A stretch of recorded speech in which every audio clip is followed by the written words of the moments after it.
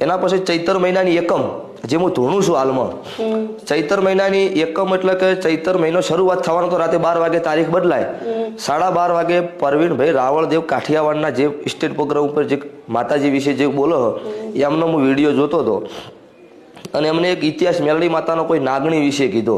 ત્યારે આપણા માતાજીને 2 હાથ જોડીને એવી પ્રાર્થના કરી હતી કે મારી દુનિયાની મેલડી માતા એકની એક. તો ઓય આવા પુરાવા છે અમારા કેમ નહીં? એ દિવસે રાતે હવા વેતની અમારી હકીકતની મારી દાખલાની મારી ખુદની વાત.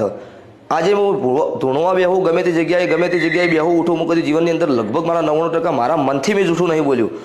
એ દિવસે મને મોભારમથી હવા વેતની નાગણી માથે પડી.